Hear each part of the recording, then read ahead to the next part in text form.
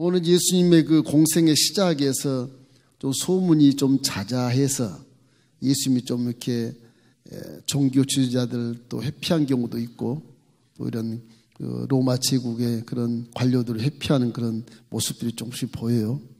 오늘은 아주 가기 힘든 그런 지역을 방문하면서 이렇게 전도하는 모습을 보여요.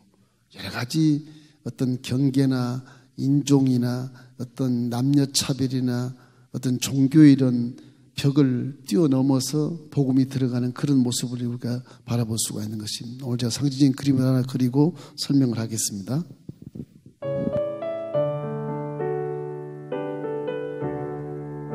찬송가 288장 예수로 나의 구주 삼고 함께 찬양하겠습니다. 예수를 나의 구주 삼고 성령과 피로써 거듭나니 이 세상에서 내 영혼이 하늘의 영광 누리도다. 이것이 나의 간증이요 이것이 나의 찬송일세. 나 사는 동안 끊임없이 구주를 찬송하리로다. 지금 예수님이 태어난 곳이 나사렛이죠. 나사렛. 잘하는 곳이죠. 태어난 곳은 이 베들레헴이지만 베들레헴에 태어나시지만 나사렛에서 결국 마리아가 나사렛에서 천사의 예언을 듣고 그리고 결국은 이제 호적을 하러 예루살렘 내려오잖아요. 하여튼 이 동쪽으로 내려와야 됩니다. 동쪽으로. 서쪽엔 산간이고 산을 넘고 골짜기를 넘어서 힘들어요. 여기는요. 지금도 어려워요. 찾기는 있으나 이렇게 갈릴리 요단강 동편을 쫓아서 이렇게 흘러내려서 이렇게 여기 와서 여리고를 거쳐서 예루살렘에 갑니다. 예루살렘이.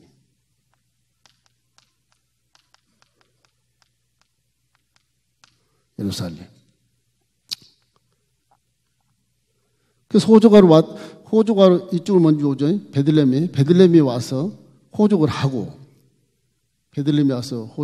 예루살렘에서 헤로드 왕이 이 동방 박사들이 여기에 메시아가 태어났다 그러니까 내가 왕인데 무슨 왕이 또 나냐. 그래서 전부 남자들 다 죽이지 않습니까? 베들레헴에서. 그래서 베들레헴에서 그냥 피신을 애굽으로 와요. 애굽으로 와요. 피신을. 그래서 다시 나사렛에서 이렇게 올라가죠. 헤롯 때가 죽은 다음에 나사렛으로 올라가. 나사렛에서 아주 청년 시절을 다 보냅니다. 아버지에게 잘하고 효도하며 목수의 아들로서의 일을 다 해요.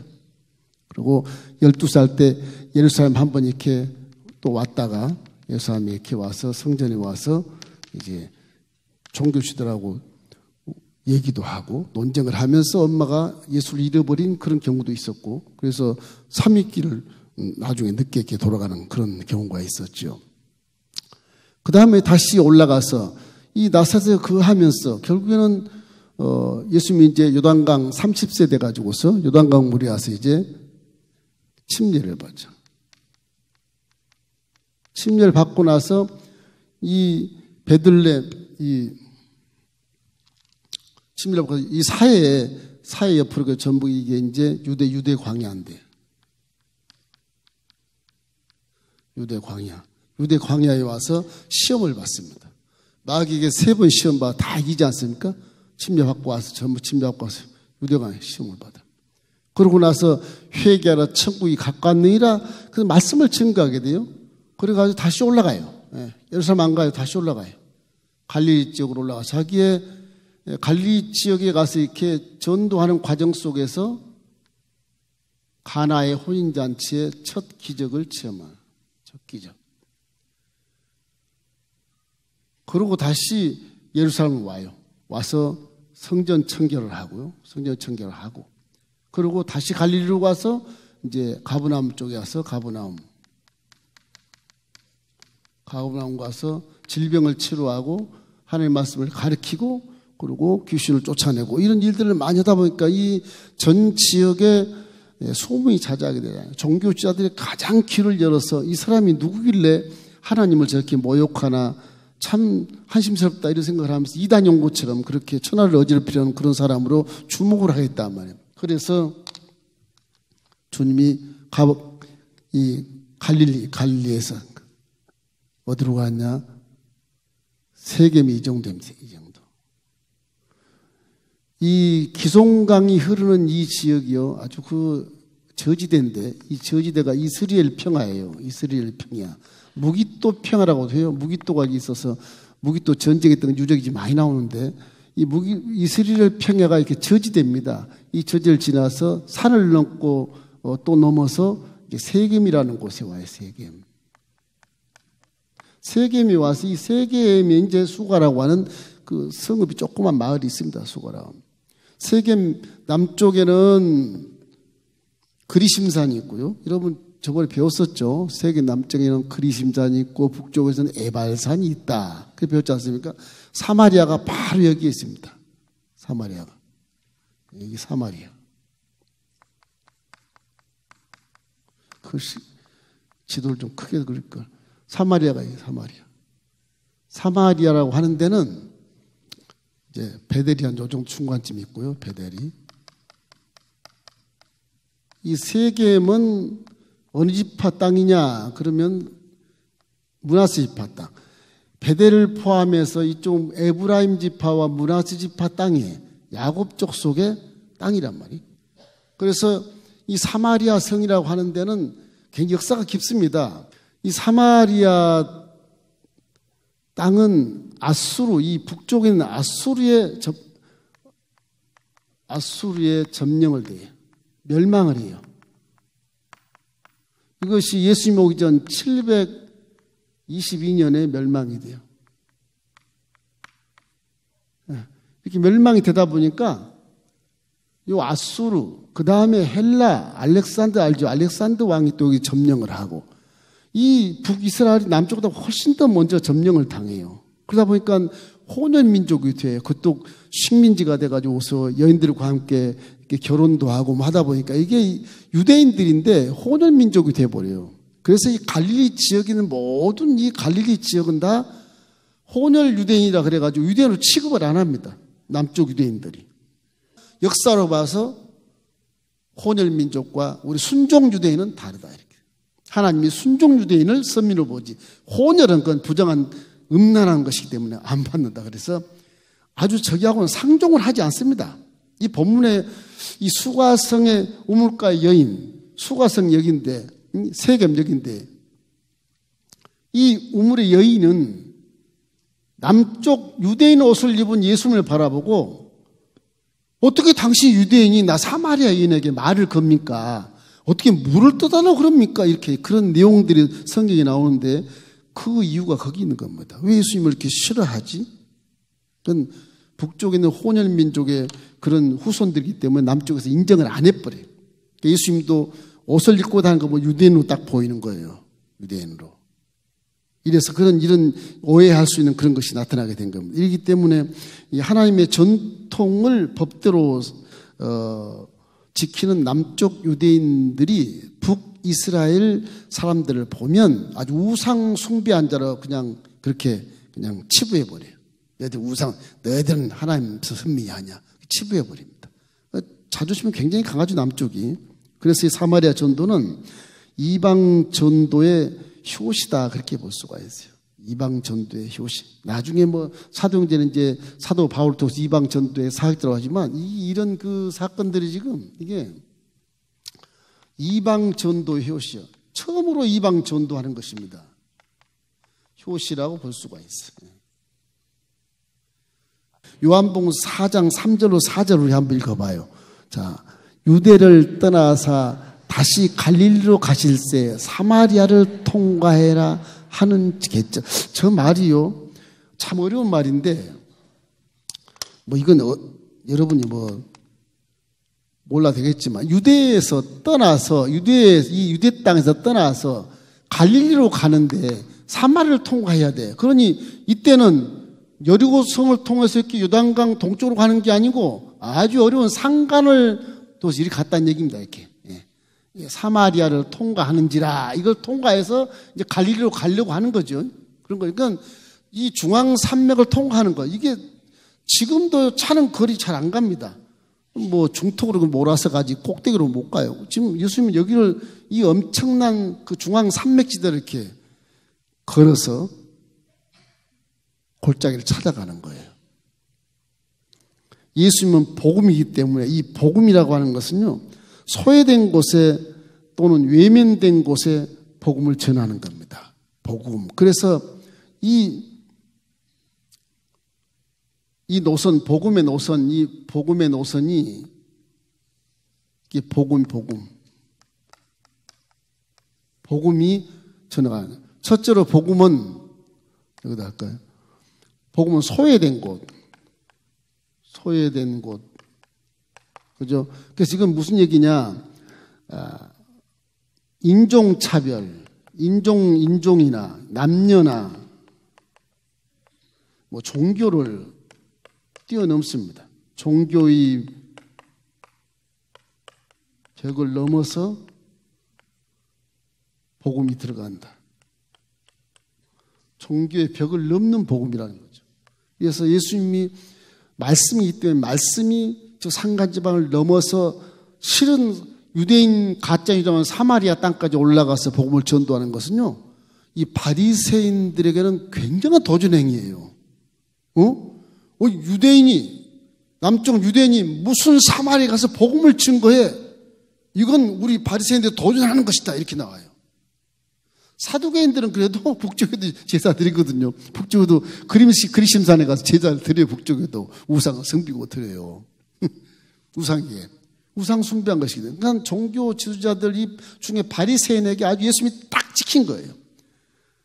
저 사람이 말이야 남쪽 유대인으로서 어떻게 북쪽 가서 복음을 증거해? 가르쳐? 질병을 치료해줘? 그들이 뭐시길래? 이건 유대인이 아니다. 이렇게 벌써 저거 죽여야 된다. 이래서 예수님 십자가에 못 박은 그 본 당사자들이 누구냐 그러면 바리새인과 사두개인과 그것을 제안해서 사내들인 공의라는 국회에 딱 올리니까 사내들인 공의 국회에서 예수님을 죽이게 되는 거예요. 이 세 부류가 예수님을 십자가에 못 박게 되는 것입니다. 이렇기 때문에 인종을 넘고 정말 어떤 지역을 넘고 종교의 벽을 넘어서 들어가는 복음이라는 사실을 깨달을 수가 있죠. 또 하나 있다면 영혼을 사랑하는 마음이에요. 영혼, 한 영혼, 이거 천하보다 귀하다고 그러잖아요. 천하보다 귀하다. 천하보다 귀한 영혼. 이 영혼을 구원하기 위해서. 이건 말할 수 없이 하나님의 사랑을 생각할 수 있죠. 그래서 어디든지 복음은 가야 된다는, 사랑만 가지면 갈 수 있다고 하는 우리에게 계시해주고 가르쳐주고 있는 것입니다. 그 다음에 이제 세 번째는 이 당사자들을 봤을 때 회개해야만 생수를 얻을 수 있다. 생수를 얻는다. 이 말은 무슨 말이냐? 회개해야 갈증이 없다. 인생의 갈증이 사라진다는 거예요. 회개해야 갈증이 사라진다는 내용이에요. 복음이 들어가야 생수를 마신 것처럼 시원하고, 이제까지 여인처럼 남편 4을 받고 5을 받고 6째 받고도 이건 육체의 쾌락으로 즐기고 하니까 여기서 보니까 남편을 데려와서 남편이 없습니다. 네 말이 옳도다. 지금 사는 남자도 네 남편이 아니라 데리고 갖고 산다는 거예요. 쾌락으로 산다는 거. 그러니까 이 여인이 이거 어떻게 아시지? 와, 당신은 선지자십니다. 거꾸로져서 이제 죄인이라고 고백하는 겁니다. 난 죄인입니다. 너희가 먹는 물이 야곱의 우물이라 그러는데 야곱의 우물에서 먹었다 하는데 이 야곱의 우물을 먹으면 다시 목마르냐? 내가 주는 물을 먹으면 내 뱃속에서 영생하는 샘물이 솟아나리라. 솟아나리라. 이 복음을 얘기하는 겁니다. 복음을 얘기하는. 할렐루야. 그래서 장벽을 넘는 복음. 이 장벽을 넘는 복음. 이 장벽을 넘는 복음, 장벽. 이런 복음이란 걸 생각을 하고 이걸 본문에 깔고 이제 들어봐요. 자, 제가 우물을 그려놨어요. 여기 여인이 보니까 이건 야곱의 우물입니다. 그러거든요. 야곱의 우물. 우물. 우물과 샘물이 있죠. 샘물. 샘물이 있어요. 우물은 야곱의 우물이에요. 구약. 네, 구약이죠. 야곱의 우물은요, 두레박을 떠서 먹어야 돼. 두레박으로 물을 길러야 돼. 길러야 먹어요. 그죠? 두레박으로 길러야. 생수는 예수 그리스도예요. 예수님. 예수님, 신약. 이것은 그냥 먹어요. 넘쳐. 그냥 마시면 돼. 넘치기 때문에. 이렇게 넘쳐요. 구약의 율법은 두레박을 떠서 내 생각에 맞춰서 먹는 거예요. 이게. 율법에 집중하기 때문에. 그 죄를 지으면 갈증이 와버려요. 떠서 먹지만 항상 갈증이 와. 근데 복음은 그냥 퍽퍽 먹는 거예요. 그냥. 뭐 넘치니까, 물이 막 넘쳐버리니까. 그러니까 예수님 말씀은 넘치는 그런 폭포수 같은 그런 샘물인 것을 믿기를 주의 이름으로 축원합니다. 야곱의 물, 이에서 유대인의 정결법을 안 여인이 이 지금 두레박을 같이 사용할 수 없다는 뜻으로 어떻게 유대인이 나에게 사마리아인 내 여인에게 물을 달라 그럽니까? 이 두레박으로 같이 먹을 수 없어요. 상종 안 된다는 거예요. 상종. 그걸 얘기하는 겁니다. 네, 이 말씀 이 상황을 얘기하는 거. 그러나 예수님이 먹는 물은 그냥 흘러넘친 거 그냥 두레박 없이 먹는 거예요. 그 내가 주는 물은 영생하도록 솟아나는 샘물이 되리라 그렇게 말씀하신 것입니다. 그래서 우물이라고 하는 것은 두레박이기 때문에 이것이 뭘 의미하냐? 행위의 구원을 얘기하는 행위. 행위 구원을 얘기하는 거예요. 구약을 얘기하는 행위 구원. 행위 구원. 그냥 넘치는 것, 이건 은혜입니다. 은혜. 은혜니까 믿음의 구원이에요. 이걸 의미하는 거예요. 믿음의 구원을. 넘치니까. 은혜죠. 두레박 안 써도 먹을 수 있으니까. 그래서 누구든지 주 예수를 믿으면 멸망치 않고 영생을 얻는다. 그런 개념이 생기는 것입니다. 이 샘물은 믿음으로 구원을 받는다. 그래서 물은 생명을 유지하는 데서 아주 필수적인 것이지 않습니까? 필수적인 것. 그것이 바로 인생을 사는 데는 예수님이 필수적이다. 그런 얘기예요. 다시 말하면 인생 사는 데는 진리의 말씀이 필수적이다. 그런 말입니다. 전부 이것이 이제 해석할 때 진리 말씀으로 이제 다 결과를 맺어지는 것입니다. 요한복음 4장 14절 말씀을 한번 읽겠습니다. 내가 주는 물을 마시는 자는 영원히 목마르지 아니하리라.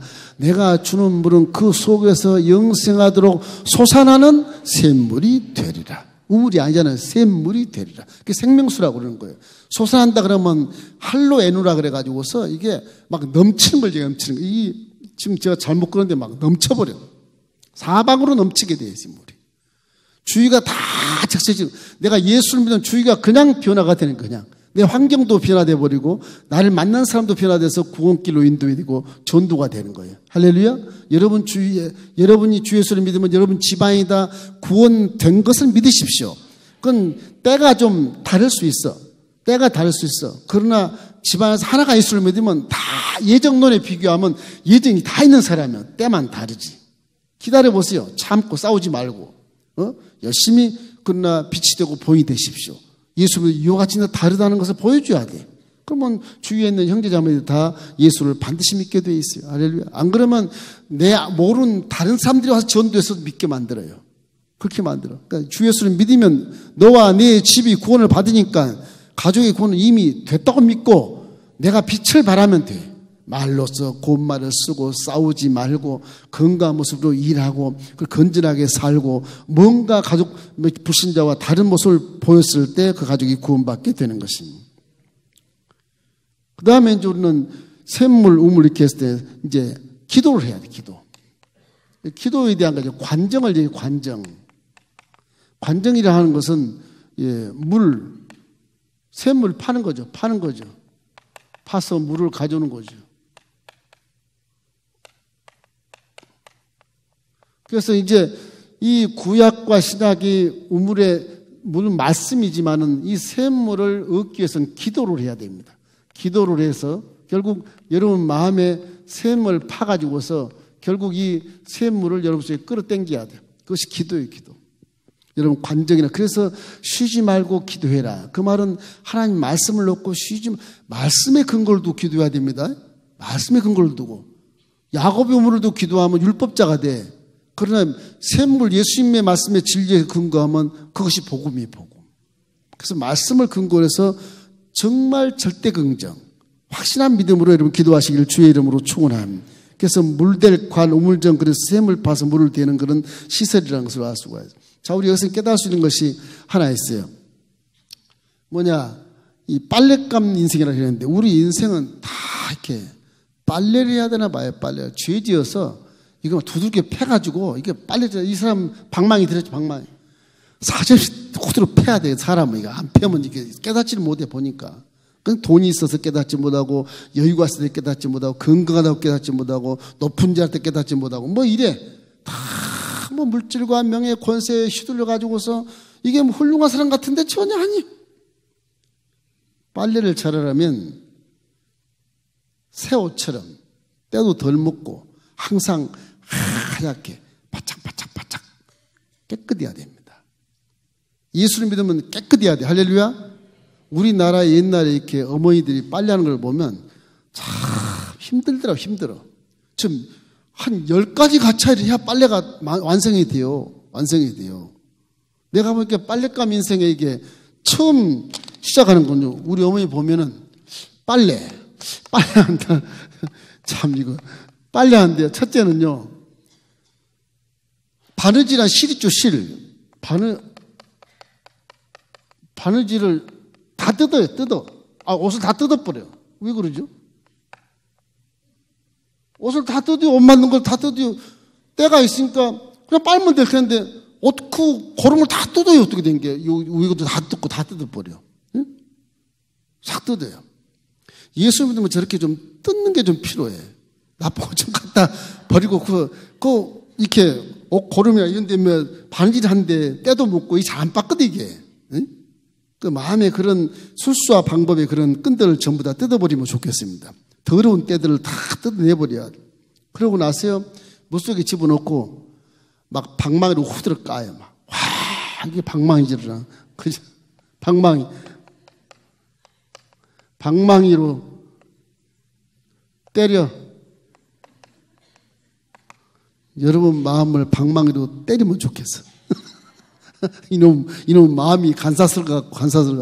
이것 좀 방망이로 때렸으면 좋겠어. 사정없이 때립니다. 빨래하는 거 보면. 그 무명이 독해서 그런지 몰라. 다 나가게 생겨서 방망이로 그래 두드려 패면 이게 돌이 돼 떼는데 그래도 이게 안 떨어지더라고요. 야, 그 참 힘도 세셔. 옛날 어머니들은 그 생각이 옷에 이렇게 방망이로 두둑에 패서 때를 좀 뽑아내야 된다. 참 의미가 깊어요, 이게. 빨래하는 게. 사람이 예수 믿고 회개한다는 거 하는 것이 쉬운 게 아니에요. 주님 내 입으로 잘못한 죄 용서해 주십시오. 아멘! 그러면 회개했다고 그러는데 그 회개는 합당한 열매를 맺어야 됩니다. 합당한 열매를 맺으려면 저런 많은 노단을 빻는데도 순서가 있고 과정이 있어요. 회개하는데도 순서가 있고 과정이 다 한두 가지가 아니거든요. 그렇게 해놔도 합당한 열매를 못 맺어 또. 우리는 회개하고 회개해도 이게 말도 변하지 않고 얼굴도 변하지 않고 모양도 변하지 않고 행동도 변하지 않아. 이건 빨래가 잘못한 거예요. 이거. 다시 들은 거 이거. 빨리 잘못한 거예요. 여러분 예수 믿고 빨래를 잘 하십시오. 깨끗하게 옛날 무명 옷들 하얗지만 나중에 얌쟁물로 해가지고 삶아가지고 또 때립니다. 그래갖고 보면요. 하얘요 아주. 햇볕이면 천사 같아 옷이요. 우리 백이민족이 진짜 하나님이 기뻐하신 민족이야 보니까. 기뻐하신 민족. 그 하얀 걸 좋아하니까. 그래서 한쪽에는 이렇게 빨랫반에다가 막 손으로 비비죠. 때려가지고 또 비벼요. 빨랫반에다. 때려서 비벼야 물이 더러운 때가 빠지지.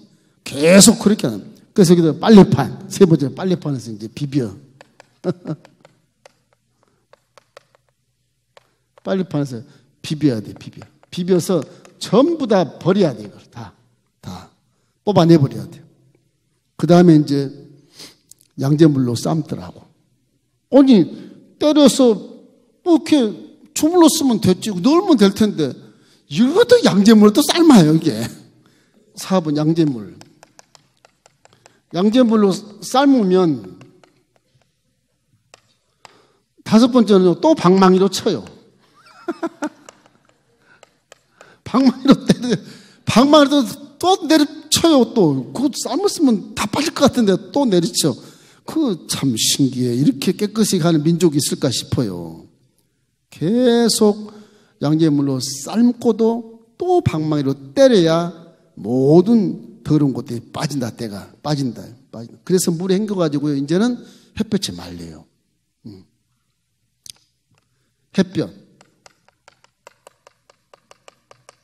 햇볕에 말려.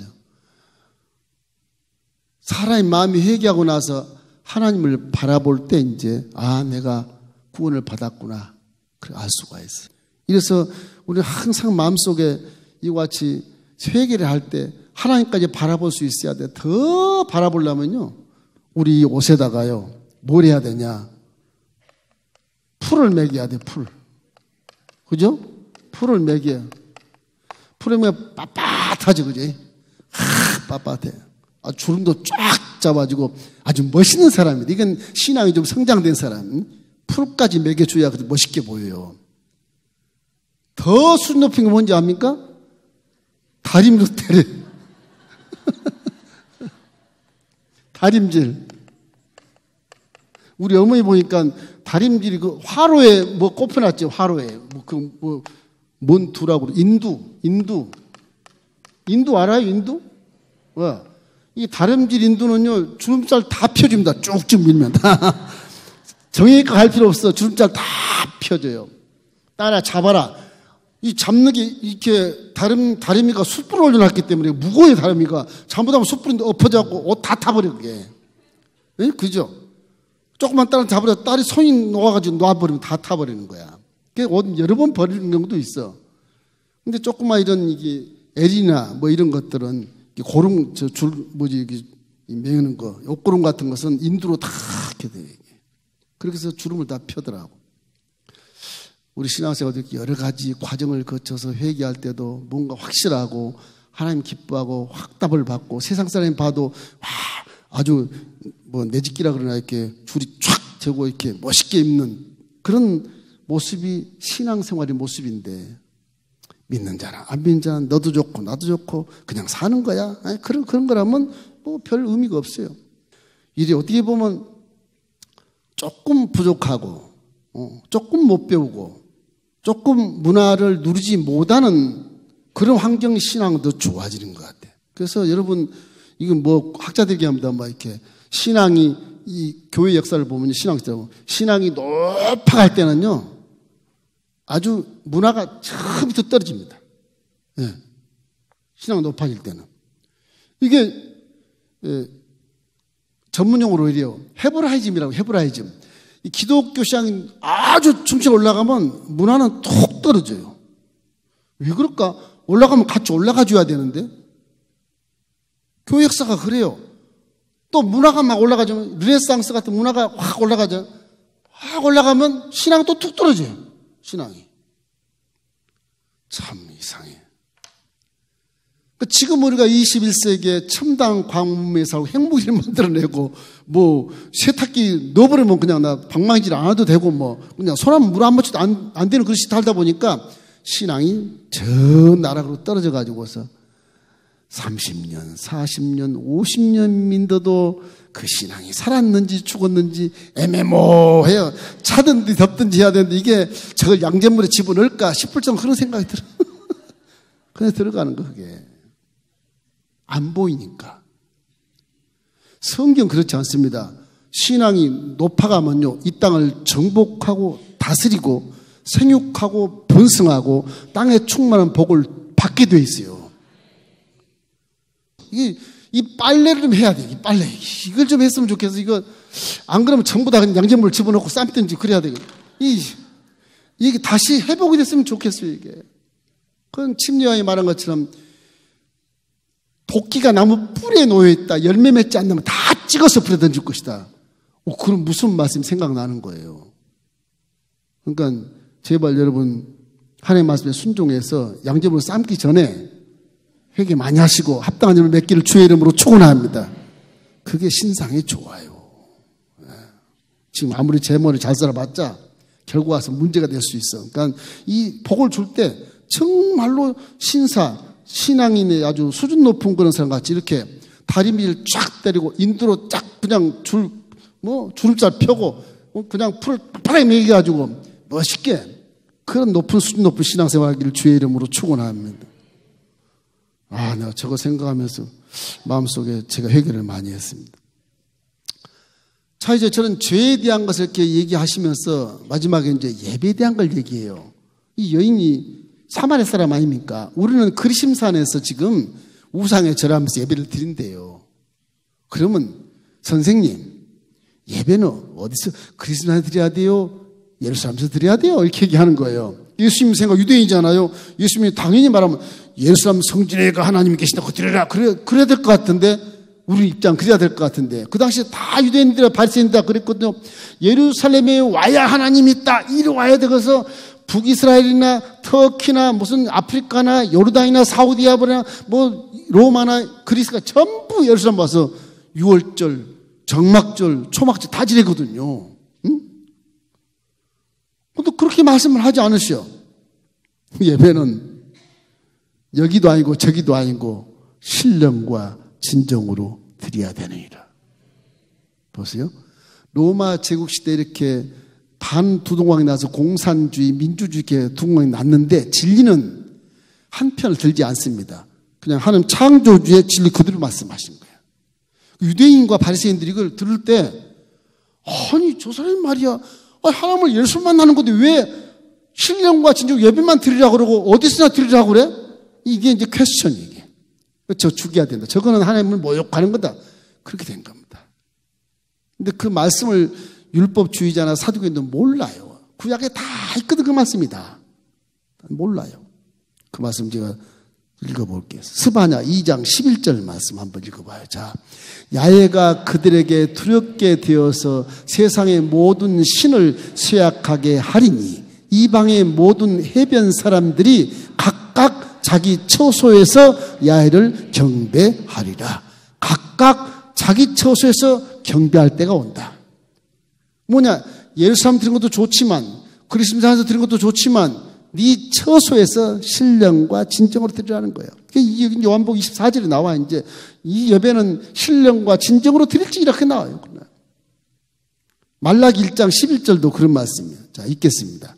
만군의 야훼가 이르노라. 해 뜨는 곳에서부터 해 지는 곳까지의 이방 민족 중에서 내 이름이 크게 될 것이라. 각 처에서 내 이름을 위하여 분향하여 깨끗한 제물을 드리리니 이는 내 이름이 이방 민족 중에서 크게 될 것입니다. 벌써 말라기에서 1장에 이방 민족, 이방 역사를 벌써 예언하고 있잖아요. 신약에 와서 예수님이 먼저 그냥 이방까지 올라가서 복음을 증거하고 그 다음에 바울을 시켜서 넌 내가 이방인에서 택한 그리스도로 이방인에서 바울에게 먼저 명을 내리시거든, 사역을. 근데 벌써 말라기에 다 나와 있는 얘기예요. 이방 민족, 이건 나의 이름을 크게 생각할 것이고 이방 민족이 나를 위해서 각 처에서 하나님 이름을 위해서 분향하고 제물을 드릴 것이다. 지금 그렇게 하고 있잖아요. 우리 이방이었는데 우리 처소에서 예배드리며 분향하고 제물을 드린 예배를 드리고 있잖아요. 그렇잖아요. 그러니까 이 예수님이 하신 말씀은 창조주 하나님이 하신 말씀이기 때문에 이런 역사를 뛰어넘어서 예언이 아니라 역사를 뛰어넘어서 사람답게 살아가는 길을 이와 같이 계시해 주는 것입니다. 신령과 진정으로 예배드리시길 주의 이름으로 축원합니다. 이렇게 해서 성리가 각 사람의 역사는 은혜의 시대를 가리키고 있는 거예요. 우리 시대를 지금 가리키고 있는 거예요. 남쪽과 북쪽 모두 완전한 예배가 아니다. 북쪽 니네들은 모세오국만 인정하지 않아. 우상숭배하지. 안 돼. 남쪽 니네들은 율법주의. 또 성전에서 사두개인들 양 팔고 돈 호주머니 집어넣고. 그래, 안 돼. 완전한 예배가 아니야, 그게. 남쪽도 아니고 북쪽도 아니니까 신령과 진정으로 예배할지니라. 하나님 보신 눈은 그거거든요. 남쪽이 제 아무리 순종이라고 순주동이라고 섬이라고 북쪽을 막 깔봤지만 베드로 건질 때도 그래요. 이 갈릴리 촌놈이 무슨 그렇게 나와요? 유대인들이. 촌놈일지라도 양반이나 촌놈 다 똑같다 이놈들아. 완전한 예배가 안 된 니네들은. 그래서 각 처에서 내 이름으로 분향도 하고 제물을 드릴 때가 왔다. 그것이 지금 예수님 오시고 하신 말씀이 이루어진 겁니다. 지금은 성령 시대로 우리 성령이 함께 계시니까 혼자 예배를 드려도 여기 성령이 계시는 거예요. 단지 교회의 공동체로서 해야 될 일이 있으니까 모여서 사명을 감당한 것입니다. 할렐루야. 그런 것입니다. 이렇기 때문에 오해하지 말고 남쪽하고 좀 모두가 다 완전한 예배가 아니라는 뜻을 말씀하신 거예요. 자, 요한복음 4장 21절 24절 말씀 우리 함께 읽겠습니다. 예수께서 이르시되 여자여 내 말을 믿으라. 이 산에서도 말고 예루살렘에서도 말고 너희가 아버지께 예배할 때가 이르리라. 너희는 알지 못하는 것을 예배하고 우리는 아는 것을 예배하노니 이는 구원이 의인에게서 남이니라. 아버지께서 참되게 예배하는 자들은 영과 진리로 예배할 때가 오나니 곧 이때라. 아버지께서는 자기에게 이렇게 예배하는 자들을 찾으시느니라. 하나님은 영이시니 예배하는 자가 영과 진리로 예배할지니라. 저 아버지가 딱 나오죠. 아버지가. 예수님 딱 아버지를 말해요. 구약이 아버지란 말이거든요. 아버지를 딱 나. 우리를 양자로 삼으시고 양녀로 삼아서 아버지가 딱 되는 걸 얘기하는 거예요. 그 성경 말씀은 희한해요. 아주 주님이 하신 말씀은 하나님이 하신 말씀이라 그대로 척척 들어맞고 시대에 맞고 예언에 맞기 때문에 어떻게 할 수가 없어요. 저 보면은 로마 제국시대 유대인들에게 이 사마리아인 여인에게까지 아버지라고 하죠. 아버지께서. 네 아버지가 된대 앞으로. 구원의 기가 막힌 통로를 말씀해 주고 있는 것입니다. 이렇기 때문에 이 참 올바른 예배라고 하는 것을 신령과 진정으로 드리고 성령과 함께 드리는 것이라는 사실을 명심하고 항상 신령과 진정으로 예배를 드리시길 바랍니다. 거기에서 한 가지 더 있는 것은 메시아를 공개합니다. 지금 여기에서 내가 그로라 그렇게 말씀하신 말씀은 이 사마리아 땅에서 내가 그 메시아니라 비밀을 공개하시오. 지금까지는 공간복음에 마태복음, 마가복음, 누가복음에는 이 말을 한 적이 없어요. 지금 예수님 처음으로 요한복음 4장에 와서 내가 메시아란 말을 무시무시한 말을 하는 겁니다. 이게. 지금 바리새인과 사두개인과 종교주의자들은 남쪽에서 노려보고 있는 거예요. 예수라는 사람이 질병 치료하고 귀 쫓아내는데 지가 메시아라고 우리가 상종하지 사마리아 가서 복음을 전했다고 예루살렘도 말고 그리스도도 말고 각처에서 예배를 드리라고 아버지라고 말이 안 되는 거예요. 말이 안. 구약에 능통한 바리새인과 사두개인의 머리에서 이게 해석이 안 되는 거예요. 해석이. 이게 죽여라. 죽여라. 하나님을 모욕하고 죽여라. 그렇게 나온 것입니다. 이래서 우리의 성도의 모습이라고 하는 것이 예수님이 오셔서 지금의 우리의 모습을 만들어 주신 것입니다. 하나님 아버지. 아버지 하나님이란 말이 맞습니다. 우리 아버지 하나님. 그런 말이 맞아요. 그 말이 맞습니다. 우리 한글로 얘기하면. 하나님 아버지가 그 말씀보다 아버지 하나님이 더 맞는 말 같아. 그러니까 다윗의 아버지 그러면 다윗과 아버지가 다르잖아요. 아버지 다윗 그러면 다윗이 아버지잖아요. 오원에 볼 때. 그죠? 아버지 다윗 그러면 다윗이 우리 아버지인데 다윗의 아버지 그러면 다윗이 따로 있고 아버지가 따로 있고 그러잖아요. 그러니까 아버지 하나님이 맞는 것 같아요. 제 생각에. 어원이 어떻게 모르고 나 국문학자가 아니기 때문에 잘 모르겠는데 그런 것 같아요. 자, 여기서 우리 성도의 모습을 우리가 배울 수 있어요. 첫째는 말씀을 사모하는 사람이 되십시오. 말씀을 사모하는 사람. 우리 믿음은 말씀을 근거로 믿기 때문에 말씀을 항상 사모해 주셔야 돼요. 둘째는 예배의 본질, 신령과 진정으로 예배를 회복하시기를 주의 이름으로 축원합니다. 올 2018 우리 교회 예배 회복하는 그런 목표를 세웠는데 얼만큼 여러분 신령과 예배했는지 제가 볼 때는 잘 드린 것 같아요. 어느 때보다도 올해는 예배 태도가 너무너무 좋아요. 여러분이 볼 때. 제가 볼 때. 하나님 칭찬할 것 같아요. 할렐루야. 그 다음에 세 번째는 자기를 발견해야 돼. 예배 때마다 이 여인처럼 난 죄인이구나. 이걸 발견하고 이렇게 빨리 하는 것처럼 이렇게 두들겨 패고 양념을 집어넣어가지고 삶아야 돼. 예? 아주 그냥 나를 그냥 복종한다. 그런 것보다 더 강하게 내 회개하는 그 심령이 되기를 주의 이름으로 축원합니다.